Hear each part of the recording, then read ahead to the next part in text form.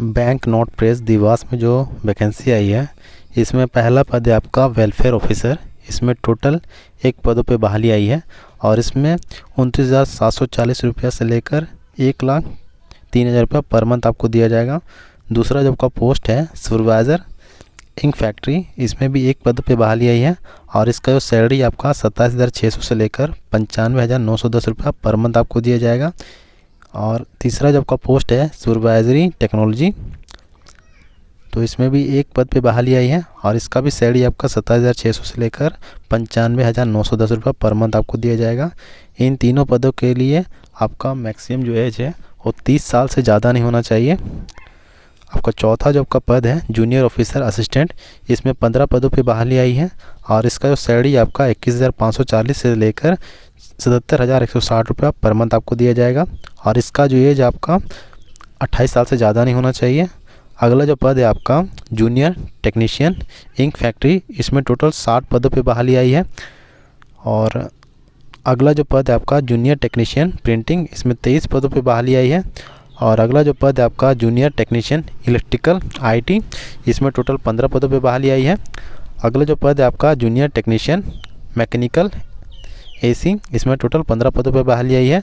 और इन चारों पोस्ट में आपका सैलरी जो है आपका 18,780 से लेकर 67,390 रुपये पर मंथ आपको दिया जाएगा और इसके लिए आपका एज जो है 25 साल से ज़्यादा नहीं होना चाहिए। अगला जो आपका पद है सेक्रेटरियल असिस्टेंट, इसमें 1 पद पे बहाली आई है और इसके लिए सैलरी आपका 23,910 रुपया से लेकर 50,570 रुपया पर मंथ आपको दिया जाएगा। अगला जो आपका पद है जूनियर ऑफिसर असिस्टेंट, इसमें 3 पद पे बहाली आई है और इसके लिए सैलरी आपका 21,540 से लेकर 77,160 रुपया पर मंथ दिया जाएगा और इन दोनों पदों के लिए आपका जो एज है 28 साल से ज़्यादा नहीं होना चाहिए।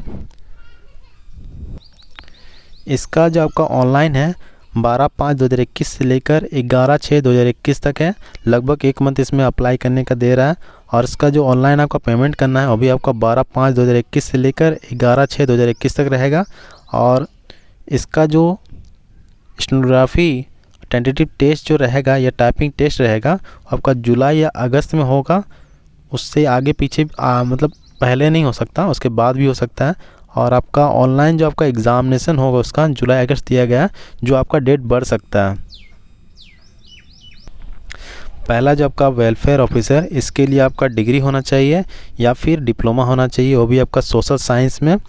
और इसमें आपका हिंदी का नॉलेज आपका होना जरूरी है। अगला जो पद है आपका सुपरवाइजरी, इसके लिए आपका डिप्लोमा होना चाहिए इन डेस्कटॉप टेक्नोलॉजी में या फिर प्रिंटिंग टेक्नोलॉजी में या फिर सर्विस कोटिंग टेक्नोलॉजी में या फिर प्रिंटिंग इंक टेक्नोलॉजी में या फिर प्रिंटिंग टेक्नोलॉजी में।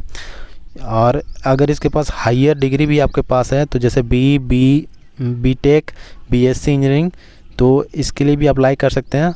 और आपका अगर बीएससी इन केमिस्ट्री है तब भी इसके लिए अप्लाई कर सकते हैं।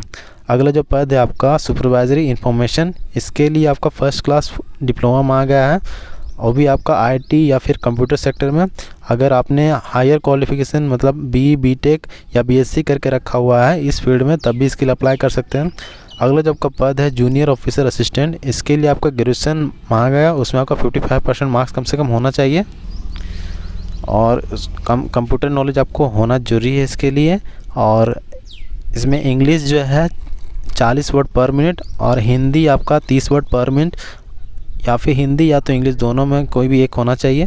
फिर अगला जो आपका पद है जूनियर टेक्नीशियन, इसके लिए आपका फुल टाइम आईटी सर्टिफिकेट मांगा गया इन डेस्कटॉप टेक्नोलॉजी में या फिर पेंटिंग टेक्नोलॉजी में या फिर सरफेस कोटिंग टेक्नोलॉजी में या फिर प्रिंटिंग इंक टेक्नोलॉजी में या फिर प्रिंटिंग टेक्नोलॉजी में।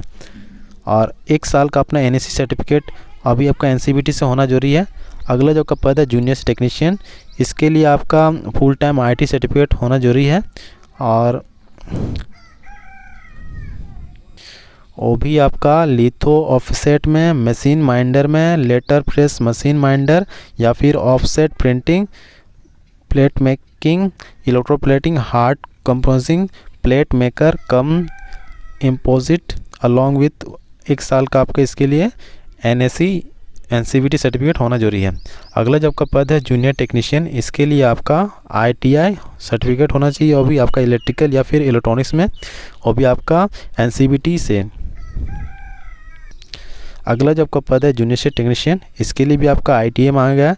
जो भी आपका फिटर या फिर मैकेनिस्ट या फिर Turner, instrument mechanics, mechanic motor vehicle, और इसके लिए आपका 1 साल का NSC सर्टिफिकेट होना चाहिए, और आपका ITI जो आपका NCVT से होना जरूरी है। आपका अगला जो पद है सेक्रेटरियल असिस्टेंट, इसके लिए आपका ग्रेजुएशन मांगा गया है, और भी आपका 55% होना चाहिए, और कंप्यूटर नॉलेज में होना जरूरी है। और इंग्लिश स्टेनोग्राफी इंग्लिश मतलब स्टेनोग्राफी अगर है हिंदी और इंग्लिश में तो 80 वर्ड पर मिनट, और हिंदी में है तो 40 वर्ड पर मिनट आपका होना चाहिए। अगर आपको और भी डिटेल चाहिए तो इसका वेबसाइट दिया गया है https://bnpdewas.spmcil.com। इस वेबसाइट में आप लोग विजिट करके सारा डिटेल निकाल सकते हैं। इसमें जो भी इम्पोर्टेंट था मैंने सारा कुछ बता दिया। फिर भी आप लोगों को कोई डाउट रहेगा तो ज़रूर कमेंट कीजिएगा। मैं इसका एडवर्टिजमेंट आपका कमेंट बॉक्स में दे दूंगा, वहाँ से आप लोग इसको डाउनलोड करके पढ़ लीजिएगा, उसके बाद अप्लाई कीजिएगा, और इस वैकेंसी को ज़्यादा से ज़्यादा लोगों को शेयर कीजिएगा। और इसी तरह की वैकेंसीज़ की जानकारी पाने के लिए मेरे चैनल सब्सक्राइब करके बेल आइकन पर जरूर प्रेस करें, ताकि जब भी कोई मैं वैकेंसी डालूँ उसकी जानकारी आपको मिल जाए। Thank you for watching.